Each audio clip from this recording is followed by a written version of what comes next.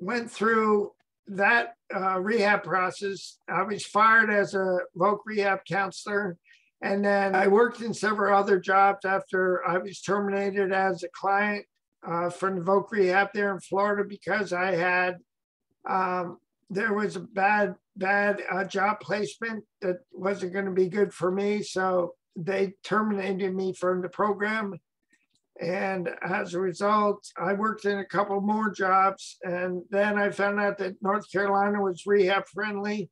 And because I had my certified rehab counselor certification, national certifications, I was recruited up to do workers' comp rehab. When I got up to North Carolina, I had the job. 4 months later, they terminated me, telling me they no longer needed my services. I looked for other jobs. I applied for SSDI the third time, actually, when I was in Florida because of a lot of financial insecurity I had.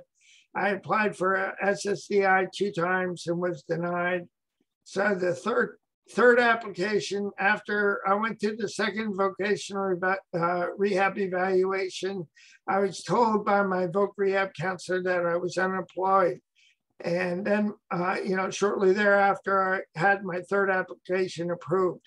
And I felt like someone all dressed up with nowhere to go, despite my hard work, academic, and vocational determination. I was able to obtain my undergraduate degree in 10 years and my graduate degree in 3.5 years, but I wasn't able to maintain employment. So it was a very frustrating experience for me, as you might imagine. So, but I still had a desire to give back. So it took me another 7 years, and I wrote an autobiography, I wrote poems, I wrote a book that I got registered with the Library of Congress, however, was not able to get that published. And as a result, just kept looking until a friend, he said your material would be right for a blog. So I created Second Chance to Live on February 6, 2007. And so what I'm going to do is I'm going to share a little bit more about, what helped me to get to a place in my life where I realized I couldn't keep doing what I had been doing, trying to find, my place in the employment world. I just couldn't do that. I like a quote. The quote is by Albert Einstein. He says that everybody is a genius. Everyone is a genius. But if you judge a fish by its ability to climb a tree, it will live its whole life believing that it is stupid. So, I felt like I was stupid for a long time because I couldn't climb the tree of traditional employment. And you may also be experiencing thinking that you're stupid, maybe, or that you're not adequate. And as a result, you may want to give up. But the good thing about this, and I'm going to share in this program, that we can create our new normal. And as a result, we can find our way, and now we can have a good life. Even though other people may not understand, we can still have a good life, one day at a time.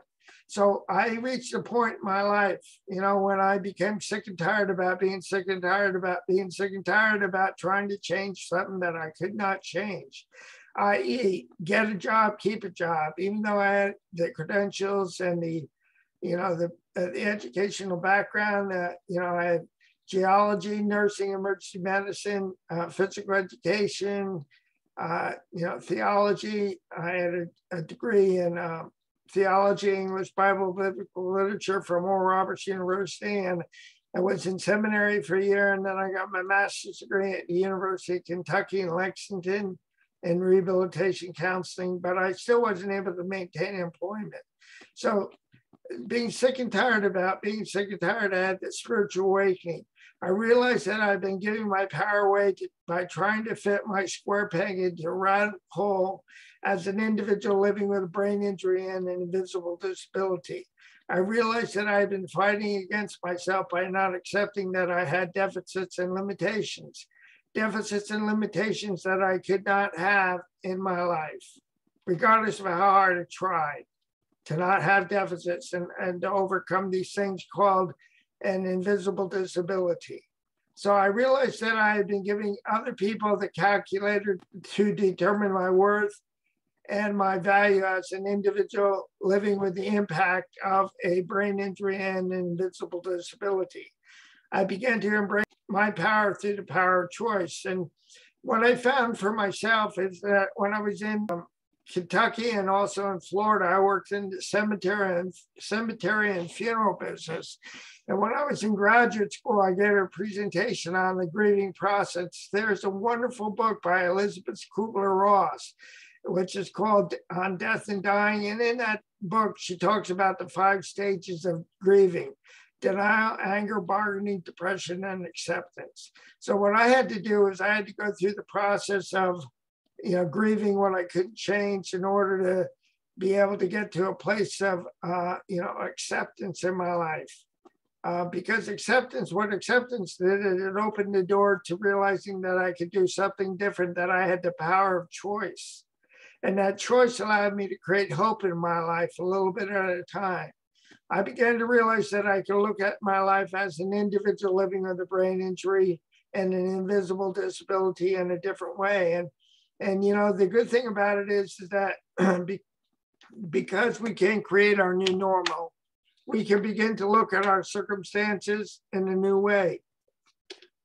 In the process, with the help and guidance of a loving God, I could reframe living with a brain injury and an invisible disability as a rebirth or as a clean slate.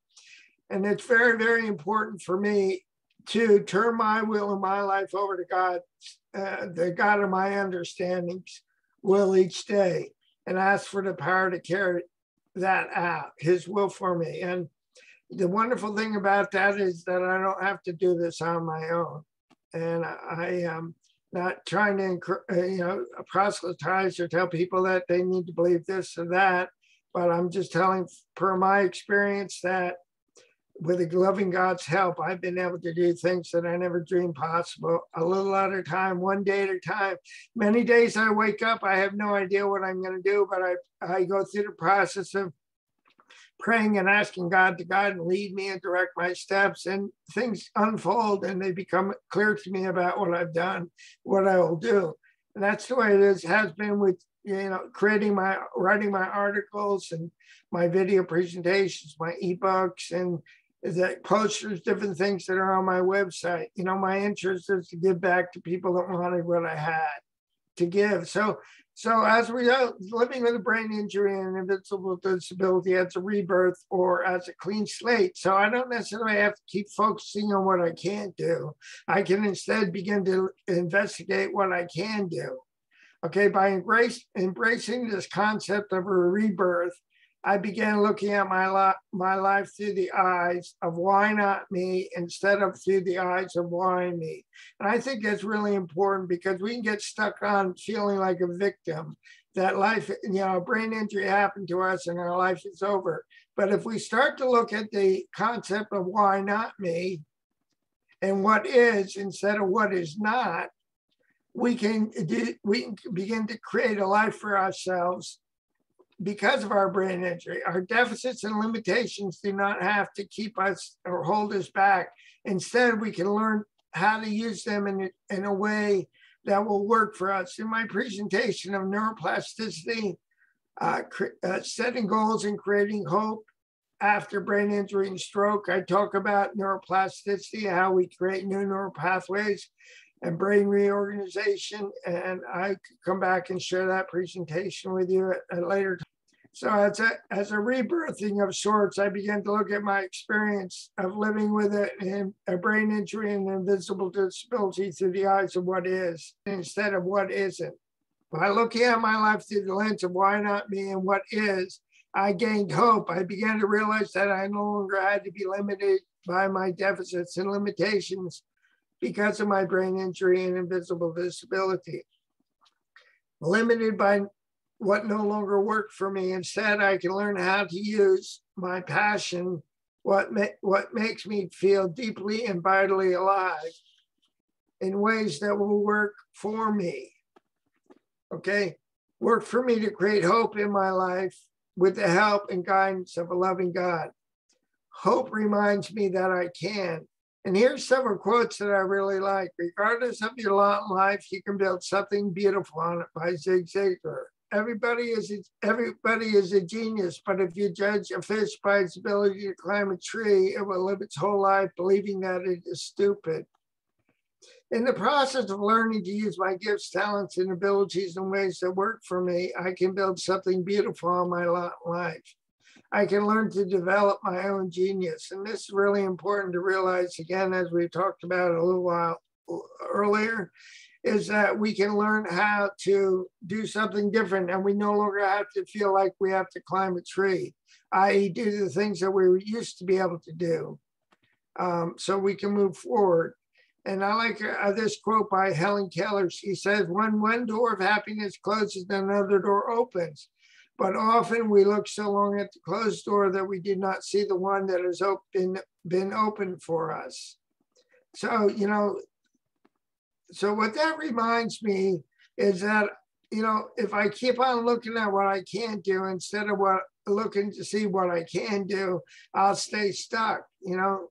And I need to realize and own the responsibility. That's my choice. If I stay in that place of just focusing on what I can't do, instead of looking at what I can do, I will stay stuck. But if I look at things that I can do, even though like I said, it took me 7 more years after I got they put me on disability, you know, deemed me to be disabled and unemployable. So, and this particular quote is, if you advance confidently in the direction of your dreams and endeavor to live the life that you imagine, you will meet with a success in common hours, by Henry David Thoreau. So that's something that I pursued in my life for a long time. You know, ever since I've had Second Chance to Live, that's a quote that I've quoted many times in many of my articles.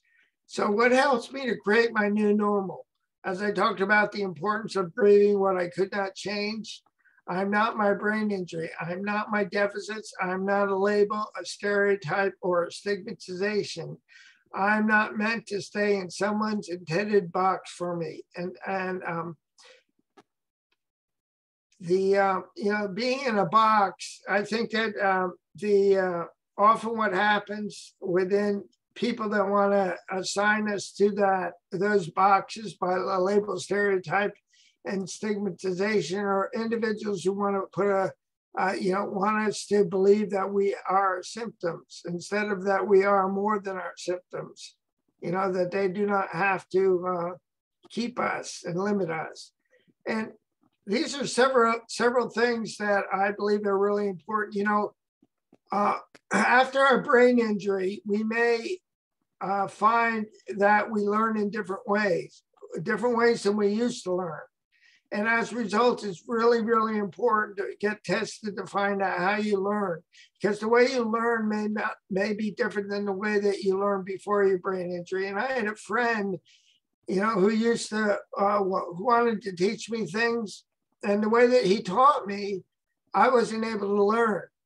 And he got frustrated, and I was frustrated. He was angry at me until I realized that I was going to ask for somebody to get to me that didn't have the capacity. So what I had to discover is how I learned, and I learned through watching YouTube videos and following patterns, because I have a difficult time with sequences of information. It takes me a bazillion times to learn things, but I stick with it. You know, I like a quote by Albert Einstein. He says, it's not that I'm so smart, it's just that I stay with problems longer.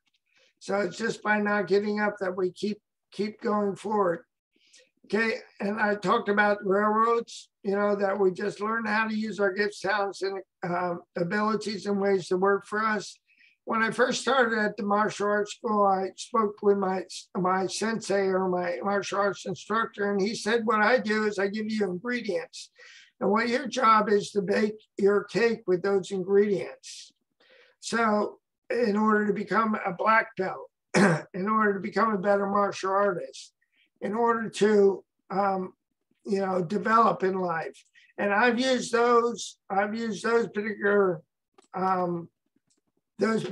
principles by gathering ingredients in my life so that I could move forward with my life. And, you know, I think it's really important for each one of us who are living with brain injuries to discover things that do work for us. that we can gather together, and that in the process we can accomplish goals that we never dreamed possible. I like the illustration of the tapestry. The tapestry shows that there are multicolored threads on one side, but on the other side, there's a beautiful story being told. And so often, because we look at one side of all those jumbled multicolored threads that seem to make no sense, we can become discouraged and as a result, give up on even pursuing things. But the good thing to know is that a beautiful picture is being woven. You know, I believe our circumstances are not meant to keep us down, but they're meant to build us up, because they teach us lessons that we normally would not be able to learn. And those lessons provide opportunities, and those opportunities give us fresh experiences, and fresh experiences give us more opportunities. And in the process, we're able to be moved in the direction of our destiny one day at a time. I like the illustration of the riddle of the elephant. You know, we may want to achieve goals in our lives, and those goals may seem so big and ominous, but if we look at it in the context of the riddle, how do you eat an elephant? And the answer to that is one bite at a time.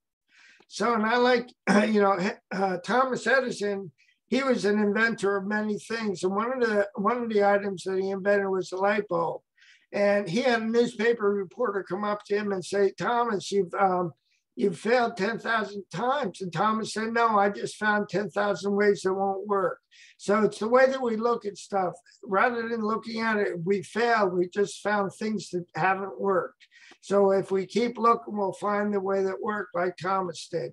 Also, I like the illustration of Babe Ruth. Babe Ruth was the homer king of his day, yet he was also the strikeout king of his day. And as a result, he had a newspaper reporter also ask him, he said, Babe, you strike out so many times. And Babe said to him, he said, yes, but every time I step up to the plate, I have the opportunity to hit the ball out of the park. So what's really important to remember is that we just don't give up, that we don't look at failure, we look at what doesn't work, and that we don't strike out, we just keep stepping up to the plate. And, I believe that finding our purpose is about a process. It's not a destination. You know, what we learn on the way to achieving our purpose or achieving what we want to in our lives is more important than what we, getting. I used the illustration when I was at the martial arts school. You know, I would go through different belts and people would be promoted quicker than I was. And as a result, I got discouraged, and my sensei, he said to me, if you're asking, you're not ready. So I was still discouraged by that. His son, who was the show sensei, would tell me that a belt is merely something that holds up your pants. And what's important is what you learn through the process between each belt that makes you a better martial artist. So I need to allow myself to be on that journey rather than thinking that I need to be somewhere it's quicker than I am. Maybe I need to learn more lessons along the way. And as I talked about Bruce Lee's philosophy and circumstances, our circumstances are not meant to keep us down, but they're meant to build us up because they teach us lessons that we normally wouldn't be able to learn. And those lessons, as I said, prepare us for opportunities. And collectively, they point us off in the direction that is leading us to our destiny. I like the illustration of, having a brain injury is like having a box of jigsaw puzzles that are dumped onto a table that so many of the pieces make no sense, but when put together, they make a lot of sense because they create a picture. And that's the same way it is with our circumstances, our opportunities, lessons, experiences, disappointments, discouragement, joys, happiness, etc. They're all parts of the things that we need to learn to step from one puzzle piece to the next puzzle piece.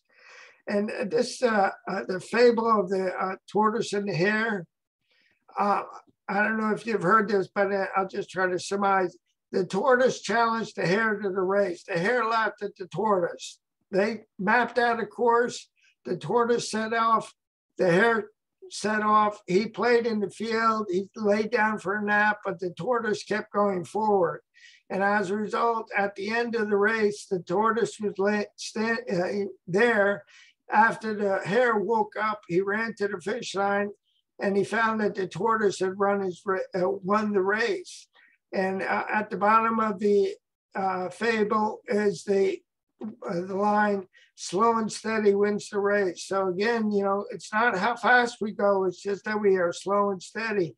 And this illustrates to me too, in my life, I may have hares that want to discourage me from running my race and tell me I can't win and that what's the point. But the great thing about it is I don't have to pay attention to those hares. Instead, I can move forward in my life and keep going forward. And another illustration that I like is the parable of the cracked pot. This illustrates there's a water bearer. He has two pots. On one side, there's a pot that has cracks in it. The other side is a pot that there's no cracks in it. It's perfect. And what happens is that each day the water bearer goes down to the stream, fills up the water pots, and then goes back to the master's house to bring the water. So after 2 years, the crackpot says to the water bearer, I'm so embarrassed, I only give you half of my load each time. And the water bearer said to him, do you not notice the beautiful flowers on your side of the path? I planted seeds there because I knew and I was aware of your cracks, because each time we walked up and down the path to the master's house, you watered the flowers, the seeds that brought about the beautiful flowers, the flowers that grace my master's house. And that's the wonderful thing about it. We may have cracks in our lives, we may have idiosyncrasies, which I do, and foibles, which I do. But the good thing about it is that as we just trust the process, trust the loving God, and just continue to learn from what goes on in our lives, that God is using us in a beautiful way. And that's hope for me, because it makes sense to having life, you know, that I'm just not here randomly going about my life, but that I have a purpose, you know, and that purpose gets, revealed a little bit at a time. So again, the above realizations help me to embrace my power as an individual living with a brain injury and an invincible disability. The above realizations help me to create my new normal beyond a diagnosis and a prognosis, i.e., telling us what we can and cannot do. Instead, we can learn to do things in ways that will work for us, what other people want or need us to believe about ourselves, and what we can accomplish. We're not a label, stereotype, or societal stigmatization, what other people want me to believe about myself because of my brain injury. And to be able to create a new normal, there's the importance of looking through my reality, looking at my reality through the eyes of why not me instead of why me. The importance of focusing on what is instead of what isn't. By looking at my reality through the eyes of why not me, I have been able to own my power in my mind, body, spirit, soul, and emotions in my ongoing recovery process. And I really believe that it's important that we approach our recovery in a holistic process through involving our mind, body, spirit, soul, and emotions. And to realize that brain injury recovery can be likened to running a marathon, not a sprint. You know, and as that illustration about the fable of the tortoise and the hare, slow and steady wins the race. So for sake of time, I'm not going to read each one of these things because I want to get to something else and then open up for questions. But I go through and I explain, you know, what I mean by what I understand about my mind, body, spirit, soul, and emotions, and how I need to incorporate those in my ongoing recovery process. So, and then I talk, and then next month will be, I'm going to speak at the Brain Injury Association of Massachusetts to their support group, and that will be the 80th time that I've spoken around the country in the past 2 years. So I'm really grateful for the opportunities to speak. If you guys know of anybody else out there in the community, there in Texas, that would be interested in me coming to speak and speak on my 12 presentations or one of my presentations, please let them know that I'm available to do that. So my encouragement to you is give yourself permission to look at your life in a different way as an individual living with a brain injury and an invisible disability, in a way that is separate from a diagnosis, a prognosis, a label, stereotype, or stigmatization, in a way that will empower your process and journey. With your mind, body, spirit, soul, and emotions, begin to paint on the canvas of your life in a way that will work for you. With your mind, body, and spirit, soul, and emotions, begin to build on your lot in life in ways that will work for you. So, and don't compare your lot or what you're building on your lot with anyone else. Develop your genius and run your own race. Stay in your own lane. When I get out of my lane and I start comparing my lot in life, and I start comparing what I'm building on my lot with what other people I see on their lots, I can get discouraged. But if I stay focused by keeping the focus on me, myself, and I run my own race and I stay in my own lane and I trust God with the process and I let go of the outcomes, I do the footwork and then I let go of the outcomes, then I find that I have peace in my life and then I'm able to let go. So as I talked about, that the grieving process is very important. So this is very important to realize as we interact with people, okay? As we talked about earlier about the invisible nature of our disability, our brain injury, through my grieving process, I discovered that I needed and had to feel feelings and make changes. Feelings that were uncomfortable and changes that were hard to make, but I had no choice. To not feel these feelings and make these changes meant that I would remain in denial, and staying in denial never worked for me.